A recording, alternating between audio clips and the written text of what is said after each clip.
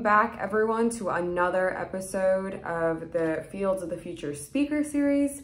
If you're new here, this series is a collaboration between many Jamaati institutions in the United States and Canada, including Aga Khan Education Board, the Climate Change Portfolio, and Ismaili Professionals Network. We really hope that this series is helpful to you as you are exploring new career paths and opportunities in these fields of the future.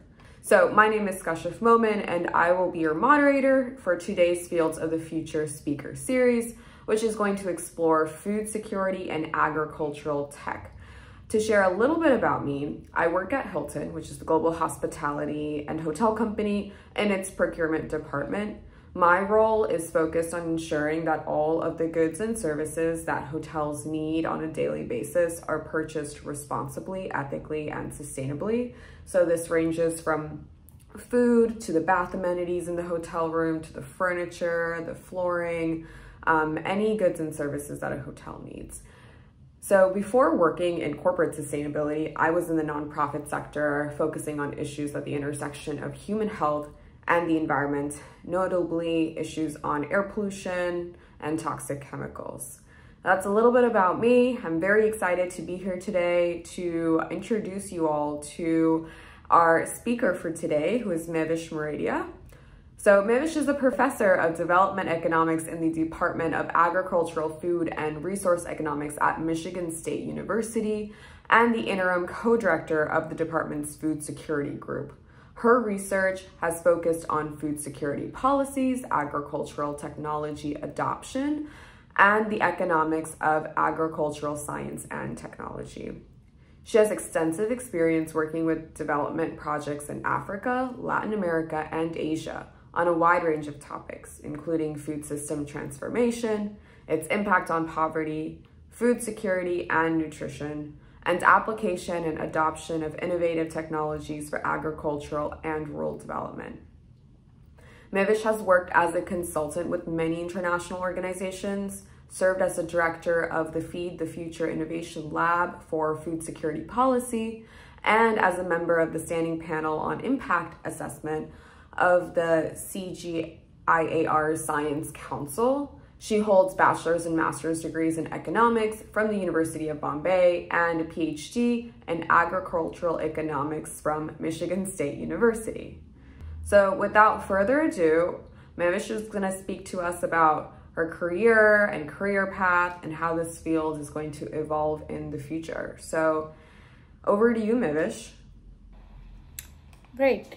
Thank you so much, Kashif, for that kind introduction. I'm honored to be invited to be a speaker in this Fields of the Future series. And before I start my presentation, the views and opinions that are going to be presented are my own and do not reflect the official position of any Jamaati institution. With that, I'll start my presentation. So the broad topic of my presentation is food security and agriculture technology. So let me first start with the first word of this title, which is food. Food is energy. It gives life or supports life. Food provides energy and nutrients, and it is essential to our life. It is essential for the growth, repair, and maintenance of our body. And the third thing I want is that food is a human right. And I really want to emphasize this last point, that all human beings, they have the right to live in dignity and free from hunger.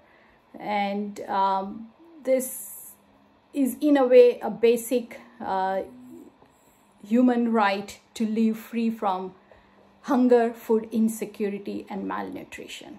This human right that I'm talking about is not about charity. It is about people's ability and giving them means so that they can have capacity to feed themselves in dignity.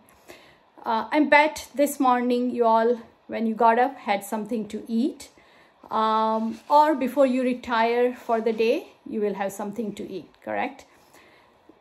But there are many people in this world today and more specifically more than 700 million people, or close to about 1 out of every 10 people that live on this planet, that will go to bed without food, without eating anything.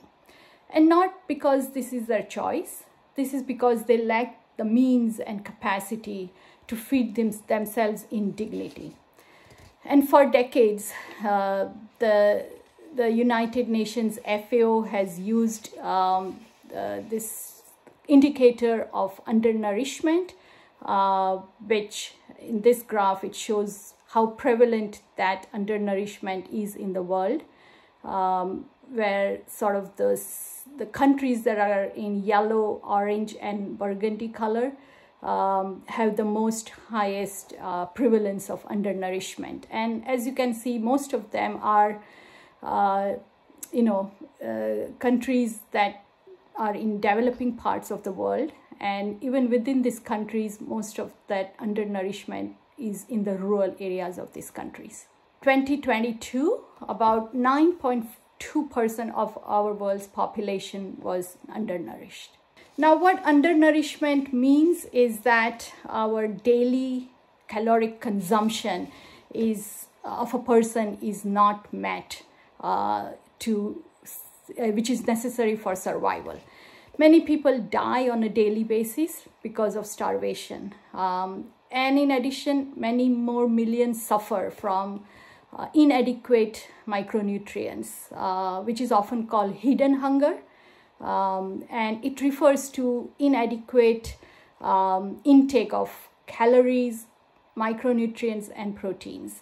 And this can have very serious physical as well as mental effects, especially on children, as it stunts, lack of these micronutrients can stunt their brain cell and physical growth. Serious malnutrition can also be intergenerational, in the sense that malnourished mothers can give birth to malnourished babies, and then a vicious cycle follows because of that. So both this undernourishment and malnutrition are consequences of food insecurity. In the late 80s, when I was a graduate student doing my PhD, the world's population was about 5.2 billion, and about 1 billion of that were undernourished, or about 19% of the population at that time. The prevalence of undernourishment over the past 3 decades has steadily declined, as you can see in this graph, both in the absolute as well as in the percentage terms. More recently, however, the rate of and the number of undernourished people has increased due to the pandemic and the fertilizer, fuel, and food price crisis that has followed after the Russia and Ukraine war. Now, many factors have contributed to this long-term positive trend of steady decline in undernourishment, and these are all still very important in contributing to this declining trend. This includes science, technology, and innovations in the agri-food sector, partnerships, collaborations, and global commitment to reducing hunger is also very important. In addition, the conducive policies also play an important role in providing an enabling environment for innovation dissemination, behavior change, and investment in R&D, human capital, and infrastructure. My career is built around doing research to gain a deeper understanding of what, why, and how to promote these factors to address the problem of food insecurity. So let me briefly tell you about my professional journey that has led me to this research area. This journey began in Mumbai, where I was born and raised. And I did my bachelor's and master's degree in economics from the University of Bombay. Then in 1986, went to Mexico, where my husband Karim, who is an agricultural scientist and specializes in entomology and plant breeding, he was offered a research position at a International Maize and Wheat Improvement Center, which in Spanish acronym is called CIMMYT. With my background in economics and encouragement from my husband, I also joined the economics program as a research assistant and got exposed to the world of agriculture technology and how it contributes to and can be a solution to many of the society's wicked problems of poverty, food insecurity, and malnutrition and natural resource degradation. It was at CIMMYT where I learned about the field of agricultural economics, which is sort of an applied economics field concerned with specifically to the application of economic theory in optimizing the production and distribution of food and other agricultural products. Major topics in this field include agriculture, environment and natural resources, food and consumer behavior or consumer economics, production economics, and farm management and development economics. I was specifically gravitated towards development economics, and in 1989 joined Michigan State University's PhD program in agricultural economics. This time Karim followed me to Michigan State, where he also got a position with the Department of Entomology, and is now serves. We both made a career out over here, and he currently serves as the director of the international programs in our college. After my PhD, I got involved in many donor-funded development programs there were at Michigan State, and took up even an administrative position in managing one of the programs, and did several short-term consultancies with the World Bank, the Asian Development Banks, the International Agriculture Research Centers.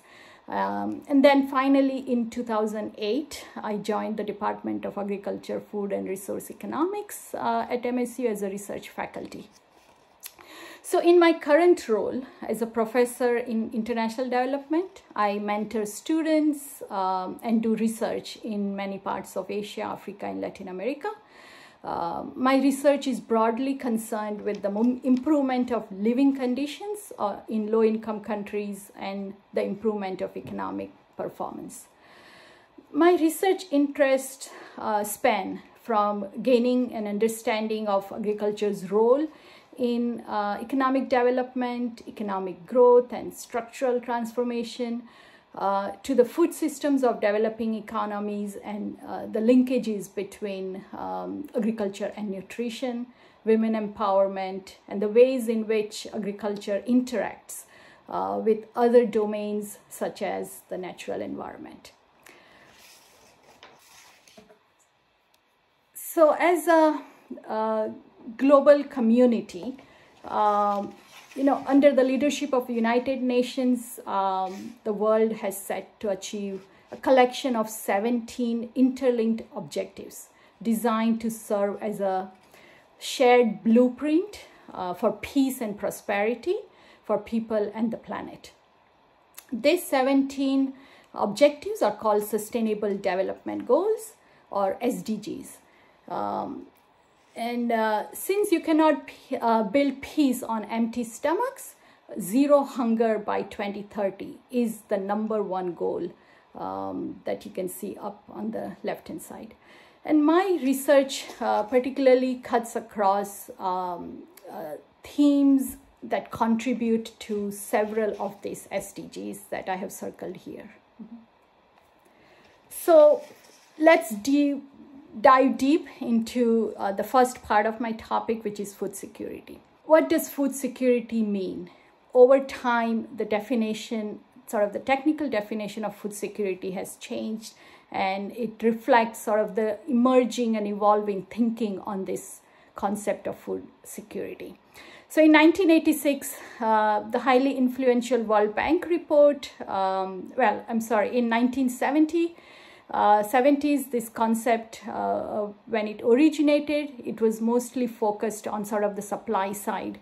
And food security was mostly defined as availability of food and making sure everybody, had, there was food available for everybody and there was price stability.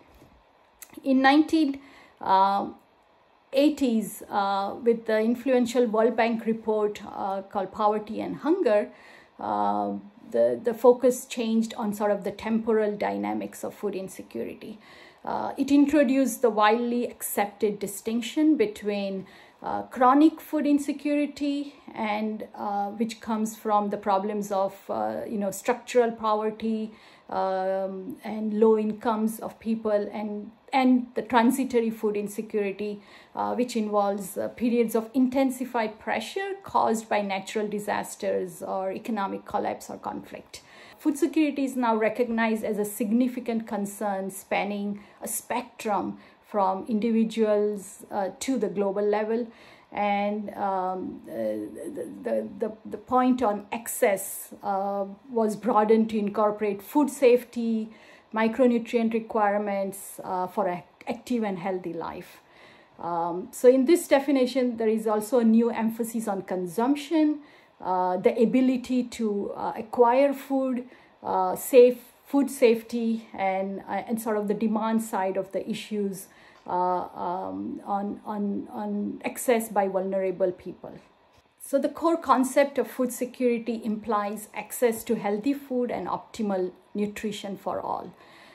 This concept is applicable at community or country level as well as household level with individuals within the household, and especially a focus is on access to food by women and children within the households.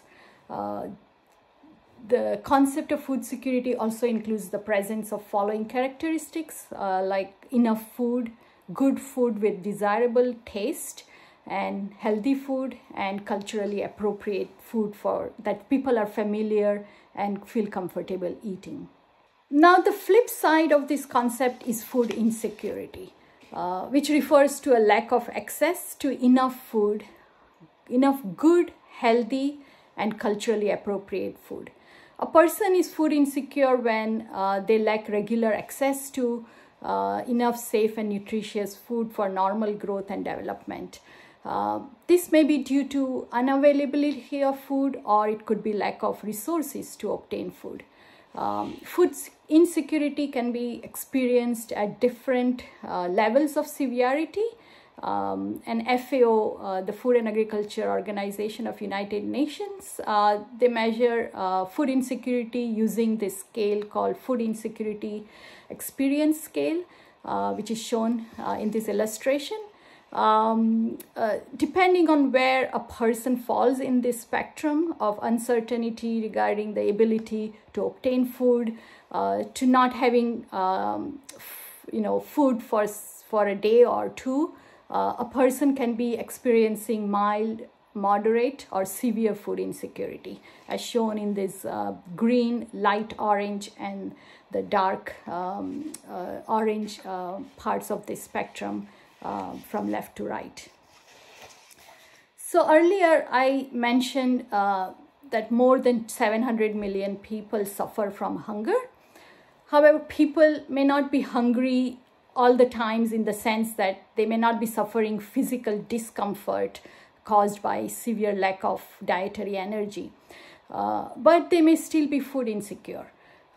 They may have access to food, they may not, they may have access to food to meet their energy requirements, but they may be uncertain how long it will last, and or they may be forced to reduce the quality and quantity of food they eat in order to get by. This moderate to severe level of food insecurity is much higher than suffering just from hunger. In 2022, about 30% of global population was moderately or severely food insecure, as you can see in this graph, and most of them are, with the darker shades, you see most of them are located in developing countries, especially in Africa. When we think of the word security, most of us associate it with the dictionary meaning of it, which is the state of being free from danger or threat. So what kind of danger or threat does food insecurity pose?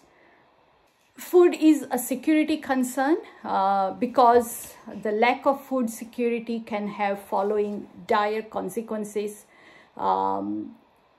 for both at the individual level or at the country level. And these consequences are, as already alluded, food security can contribute to hunger, malnutrition, deterioration of health, and loss of life. But at the society level, persistent and wide-scale food insecurity can lead to civil unrest, social, economic, and political instability. And these are all dangers and threats of food insecurity. So what factors affect food insecurity? And these are some of the things I research on, and at both individual level as well as at the societal level. And so some of these are, they vary from food shortages, food price increases that many parts of the world currently are facing and experiencing, to food contamination, panic buying and food hoarding behavior, and also lack of purchasing power. And the drivers of this are poverty, conflict, factors like pandemics, weather extremities as a result of climate change, population growth, urbanization, and globalization. So let's look at some of the stylized facts and projected trends of some of these driving factors to show why food insecurity is expected to remain a major challenge for coming years and decades. First, the world population is expected to increase from 8 billion today to 9.7 billion in 2050. Feeding the growing population will continue to remain a major challenge. Second is the globalization trend. Previously, self-sustaining rural regions, especially in Africa and Asia, are now finding themselves increasingly dependent on national and global food markets. They are vulnerable to global shocks transmitted through input prices, output prices, and trade policies. Third is the persistent poverty. According to World Bank, every 11th person in the world is still living below $2.15 per day, which is considered minimum to meet the basic human needs of food and shelter. Eradicating hunger, food insecurity, and malnutrition is and will remain #1 global priority for foreseeable future. And in terms of urbanization, it is projected that by 2050, 70% of the global population will reside in cities. As urbanization accelerates, there is noticeable increase in consumption of processed and convenience foods, leading to a spike in overweight and obesity, which will coexist with undernourishment and malnutrition. This is the double and triple burden of malnutrition that we talk about. And many emerging countries and economies today are already facing this, and many more less developed countries that are sort of on the emerging end of this phenomena will soon face this as at an increasing rate. So this significant demographic shift necessitates a reorientation of food system to cater to this new urban population and to eradicate not only hunger and food security and malnutrition, but also promote products and policies and programs to encourage healthy food and healthy lifestyle. In terms of weather extremities, nowadays this is very much in the news all the time. But the recent IPCC report predicts that 2 to 6% there will be a decline in global crop yields, food production every decade going forward. And potentially millions of acres of land will be phased out from food production. And this will be because of drought, heat, flooding, superstorms, weather volatility, the soil degradation, insect infestations, and other symptoms of a warming planet. This will also make sustaining and increasing production more challenging in future. So finally, the number of countries, conflict is another major factor or driving food insecurity. The number of countries that are involved in some kind of conflict has risen from 58 in 2008 to 91 in 2022. The Institute of Economics and Peace attribute this to increasing geopolitical competition and power dynamics. And conflicts can have devastating effects on food production through changes in farmer behavior and also on food security, because people depend on markets which stop functioning due to conflict and cannot access food, or it affects their source of livelihood as they cannot work anymore. So the occurrence of these trends is a factor that contributes to food insecurity, often generates economic shocks, and they lead to hunger and food insecurity crisis that have continued to make headlines in our media.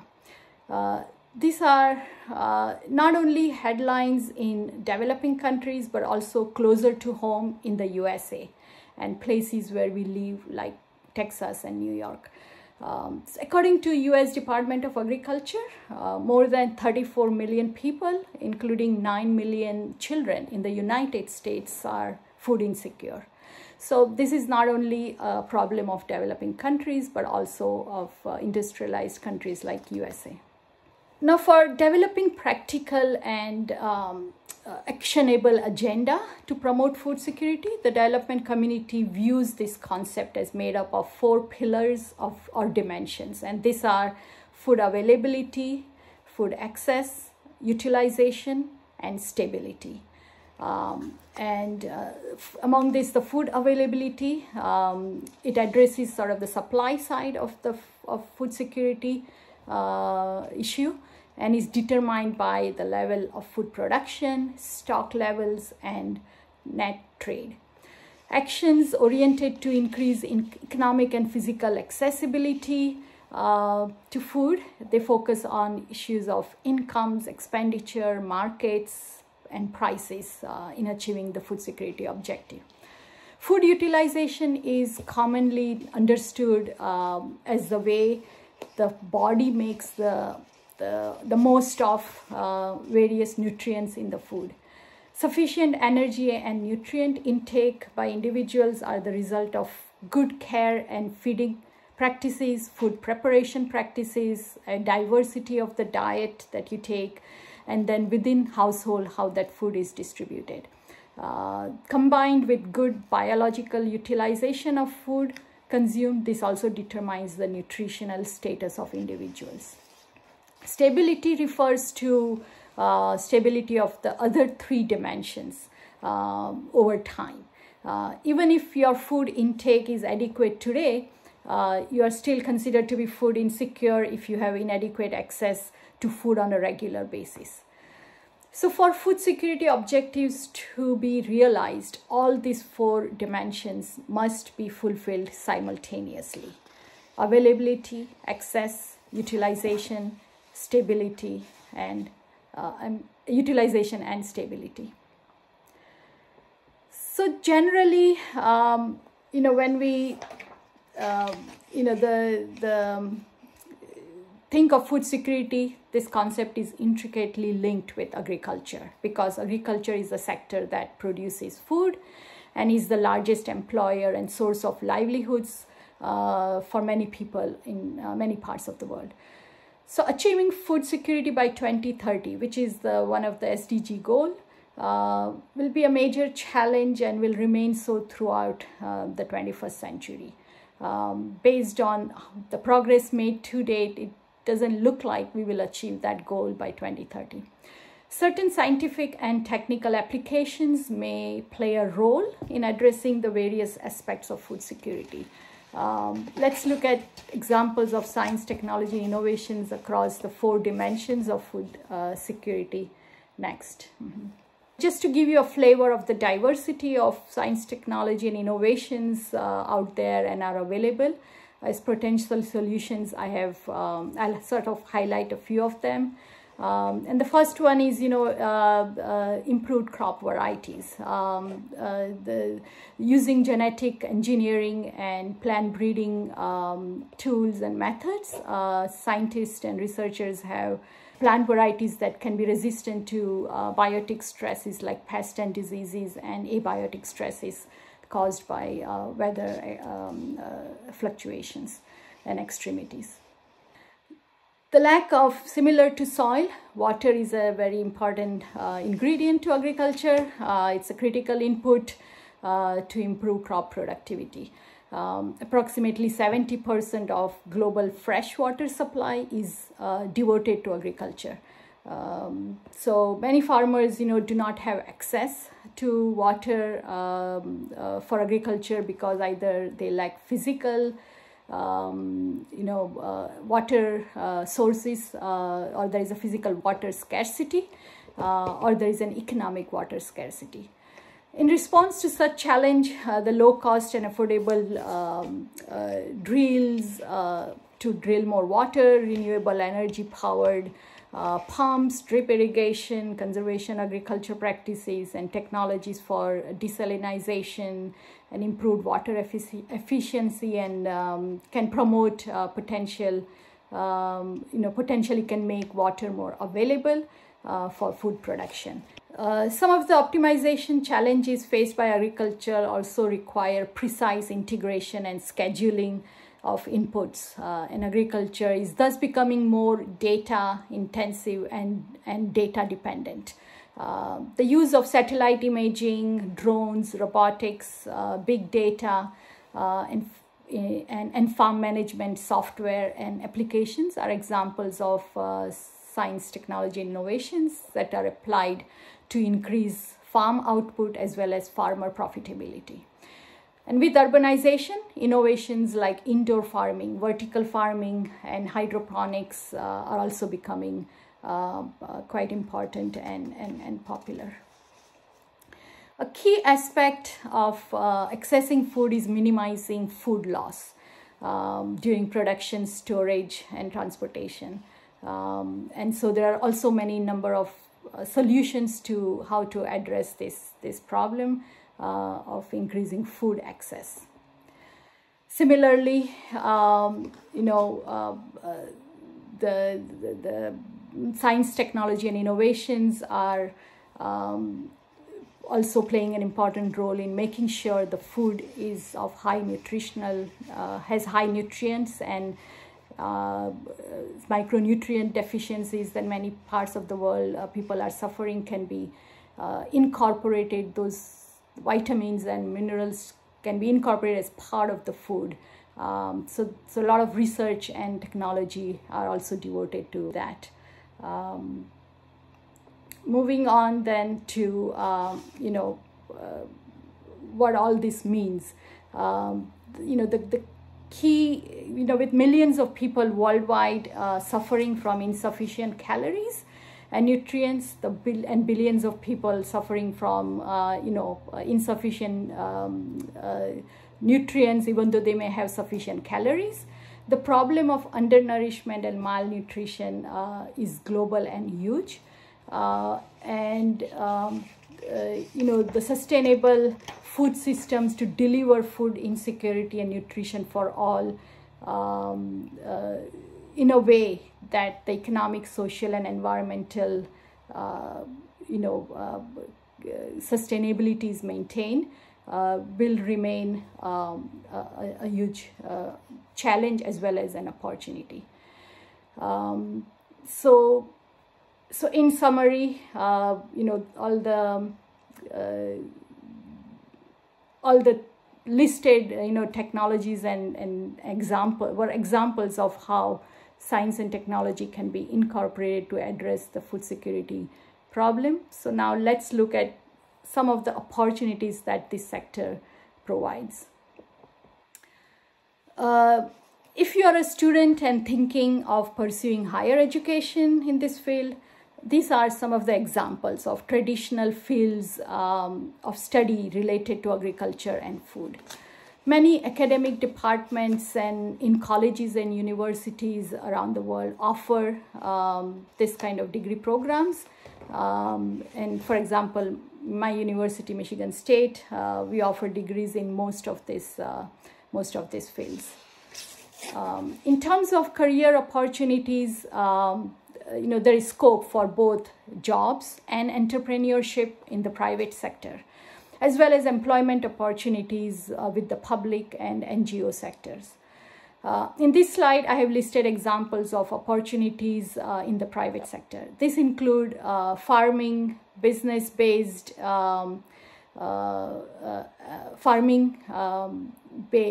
farming business based on modern and innovative technologies and practices, farm advisory services using digital tools, application of drones and robotics for precision farming, and agribusinesses related to farm inputs, farm equipment, logistics, and food processing. And especially, food processing in terms of producing foods that promote plant-based diets, lab-grown meat, and alternatives to meat. Some examples of job titles a person could have if employed in this sector are listed here. Again, it's not an exhaustive list, but just some examples. And this include, becoming a food technologist, agricultural engineer, agronomist, agribusiness manager, food safety inspector, agricultural economist like me, data analyst, agricultural processing packaging manager, or international marketing manager. Also, some of the examples of becoming an entrepreneur or a self-employment in agribusiness are also listed here. And again, these are just examples. You can become, an entrepreneur in organic farming, have a seed company, a food processing company, start a business in farm advisory, providing farm advisory services, and providing precision farming tools and equipments, or in animal husbandry, be a veterinarian. There are also a lot of opportunities for consultancy services in a specialized area of expertise with private sector. And if some of you who are interested in doing research like I do, of course I'm more with the public sector, a university, but there are also opportunities to become a researcher with private companies. In terms of the opportunities in the public sector and NGO, these are again examples of employment as a wage employment, consultancy, or research opportunities with the public sector, like government agencies, regulatory agencies, government extension services, universities, and national research institutes. There are also many development organizations and NGOs that are actively working in this sector, and some of them are listed here as examples. And I'm sorry about the acronyms, but most of you should be familiar with at least one of these acronyms, which is the Aga Khan Foundation, or the AKF. And it's one of the Acadian institutions that works in this field of agriculture and rural development with the goal of eradicating hunger, food insecurity, and malnutrition. As a field of the future seminar, let me give you my assessment of the future of the agri-food sector. So this sector will be increasingly guided by three principles: growth, sustainability, and healthy diets. Growing population will need more food, but this growth in food production will need to be balanced with the need to sustain a healthy planet and healthy people. The implication of maintaining this balance is that there is a need to bring new ideas, tools, and approaches to anticipating and solving problems of all four dimensions of food insecurity. For example, the application of genomics and informatics to plant breeding, and the application of GIS, the Geographic Information System, and big data analytics to my field, agricultural economics. Increasingly, the labor market will reward people who can work and effectively communicate across disciplines, people who have skills for adaptability and strategic problem solving. And because problems of climate change, poverty, food insecurity are global in nature, the labor market will also reward people who have multicultural literacy. So let me share two final thoughts. One of those, at least one for those thinking of future career prospects, and the other for all of us as citizens of this world. On the food security and agriculture as one of the fields of the future, careers mentioned in this my presentation are all good prospects for growth. But that doesn't make them the only careers worth pursuing. The right job or business for you has to be has to be more than just paying the bills. It should also be a job or a business you are passionate about, you feel satisfied and is as a worthwhile activity to spend your time. So if these opportunities that I have mentioned do not excite you, keep looking. Explore past episodes of Fields of Future or tune in for future topics in this series. And then lastly, as citizens of this world, there are also many ways to engage in global food security issues, not just as a career. For example, you can become a champion of this cause. You can empower yourself with information, read books and news articles on these topics. And I have listed a few examples of these resources here. You can write to government representatives on issues and policies that affect local and global food security issues. You can volunteer to help in soup kitchens, Habitat for Humanity, organizations like ACDI VOCA, and also become a Peace Corps volunteer. You can give money to good groups that are aligned with your value system. And they are promoting food security and sustainable agricultural practices. And I have listed examples of World Food Program, our own institution AKF, Bread for the World. So with that, I want to thank you all very much for listening to my presentation and participating in this webinar. For anyone interested in following up with me on any of the topic that I have presented, you are welcome to contact me by email or follow me on my Twitter handle @Maredia. Thank you, Mywish, for an awesome presentation. I think I speak on behalf of everyone today that we really enjoyed hearing about the different opportunities in the field of food security and some of the challenges and what it means for us to be food secure in the context of climate change. So now shifting a little bit to the Q&A portion, you touched a little bit on emerging economies. Can you talk about the similarities and differences between how food insecurity presents itself in developed economies versus emerging economies? Yeah, so I mean, in developing countries, the number one issue is affordability of food.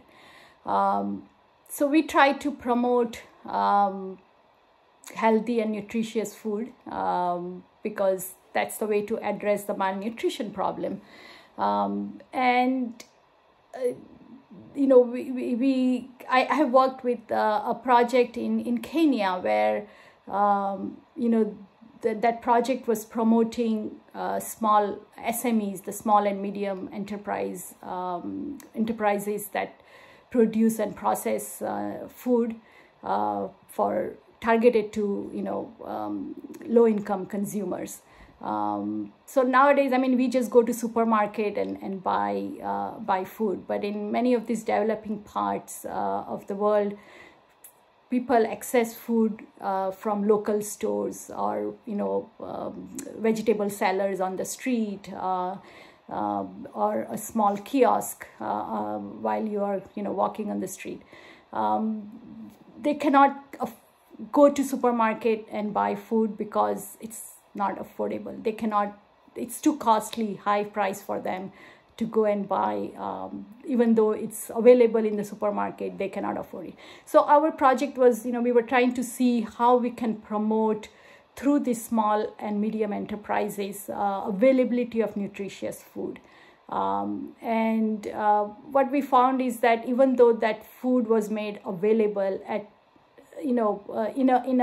in small quantities that they would be willing to buy, they cannot buy large quantity because they don't have cash to buy food in large quantities. Even when we made it available in small quantities so that it can be more affordable, they were still looking for other cheaper options. And when we asked them why you're not buying this, their main reason was that it's still too expensive.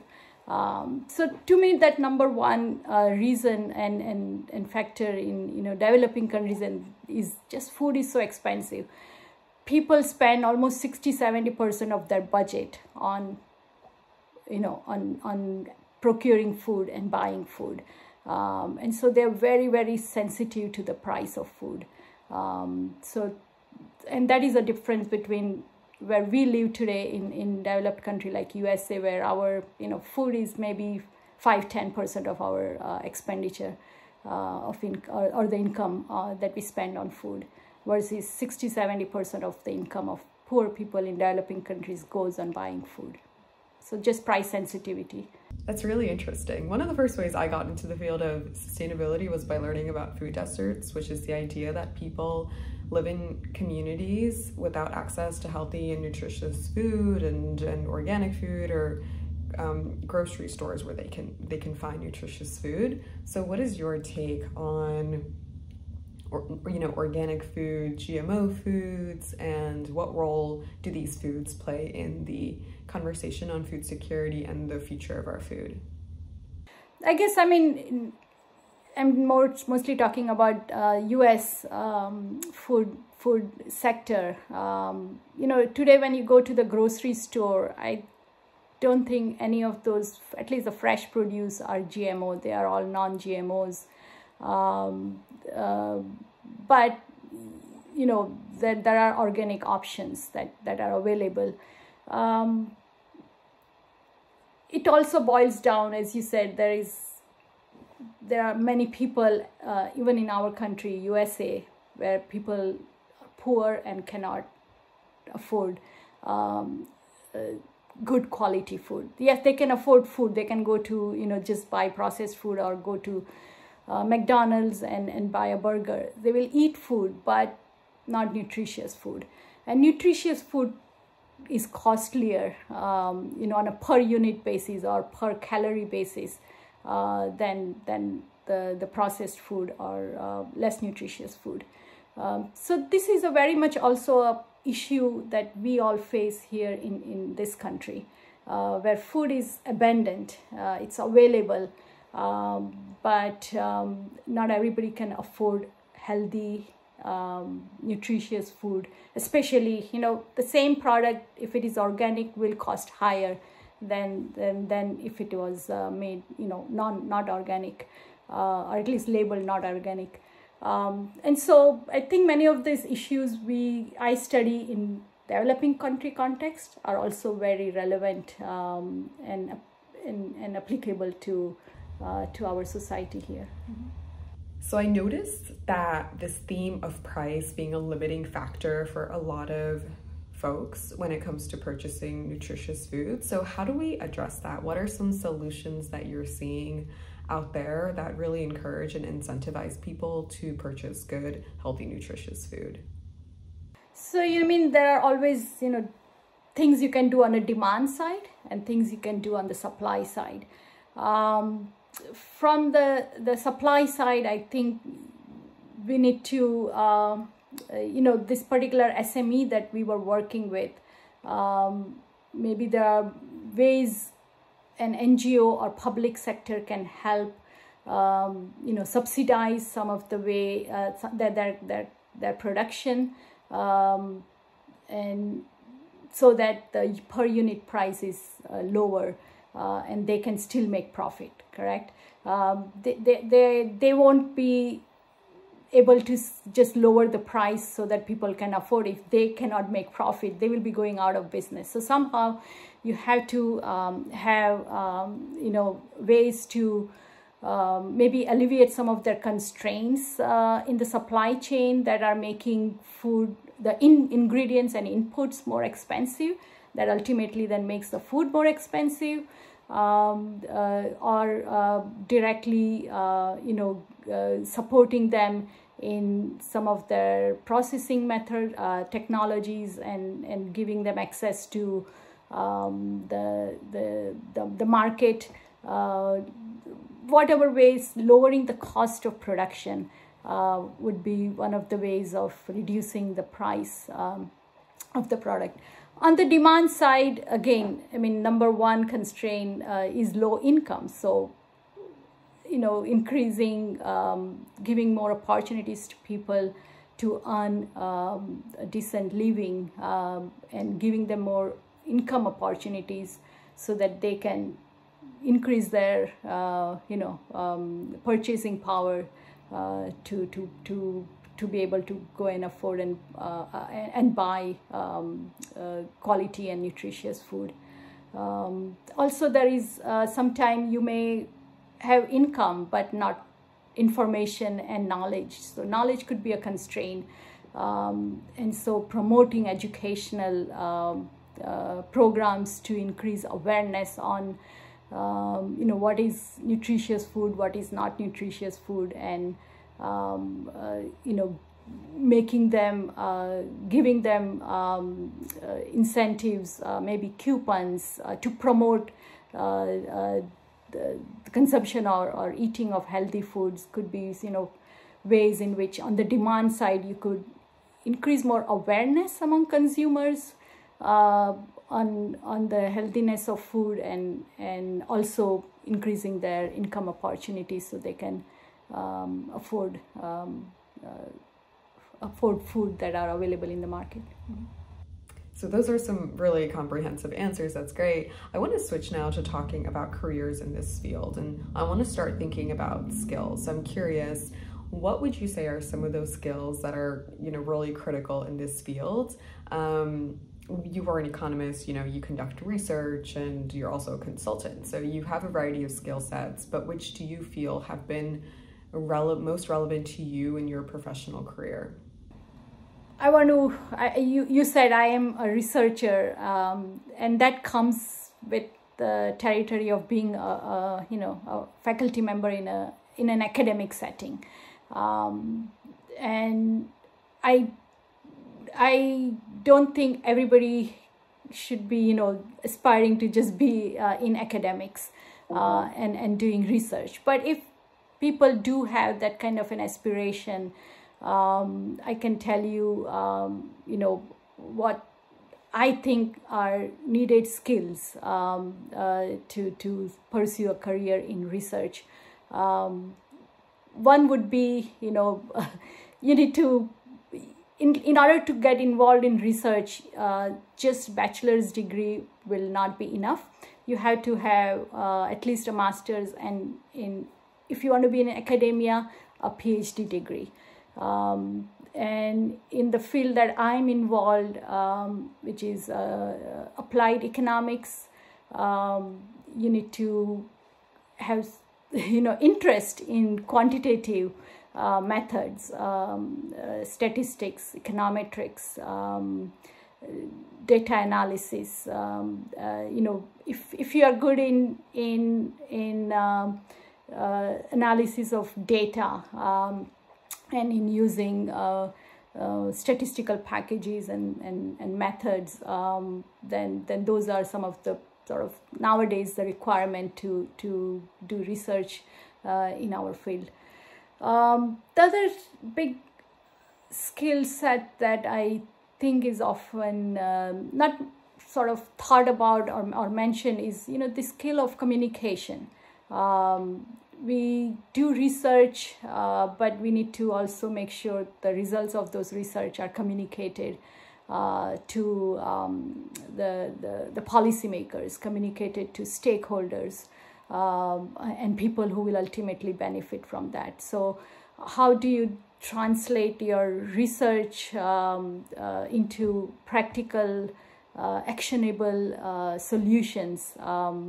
Requires working with many different types of stakeholders and people with different types of background in terms of their own training. So how do you, I think I mentioned this ability to communicate across disciplines. So I think those are some of the skill sets that people need in the type of profession I am in. But again, with a disclaimer that what I am doing is just not the only thing that people can get involved. There are many other opportunities for career, and also you don't need to have a PhD.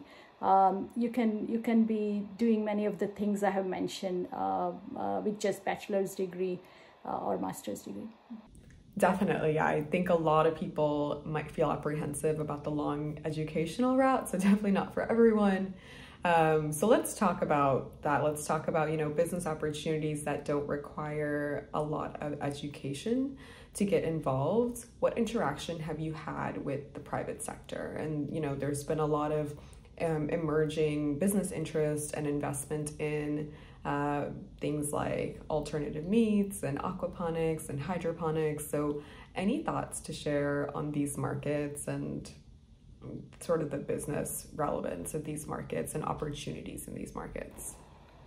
Again, I may not be the best person to answer that question in the sense that I'm myself not an entrepreneur or in a business. But as you said, my work does make me bring in contact with people who do this kind of businesses and entrepreneurship.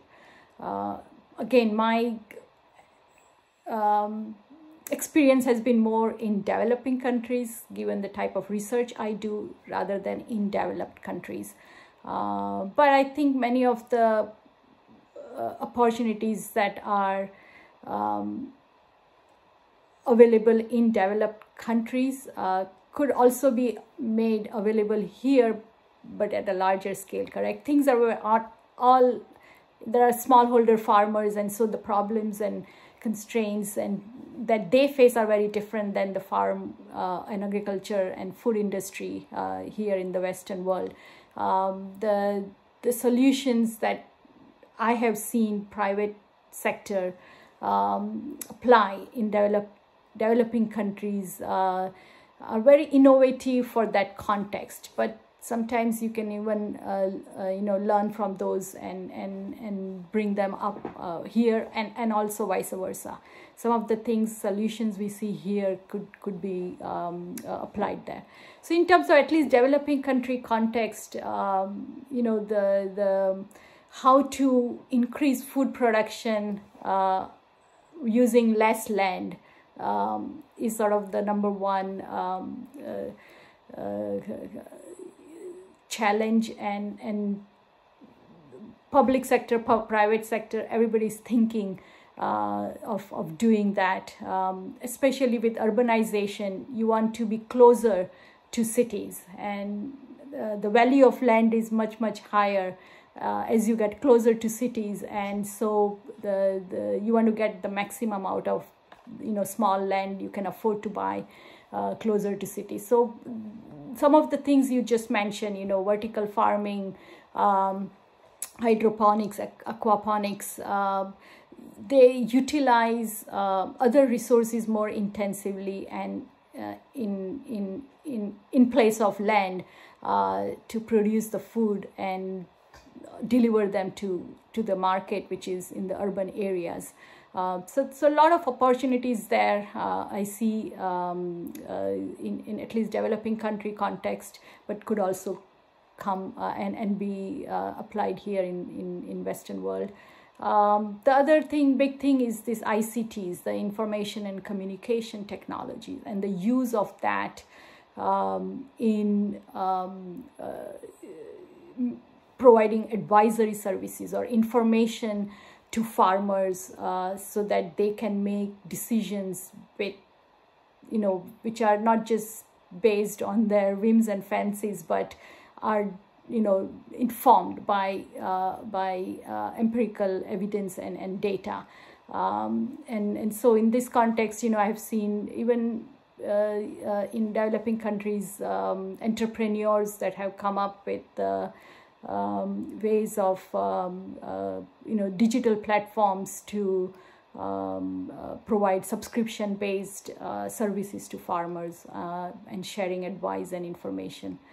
The other big opportunity are in this robotics and drone technology, and this may be more applicable to developed parts or US, Canada, where the same problem or the same challenge, where they want to minimize cost and get the maximum out of the per unit of land as well as the per unit of inputs.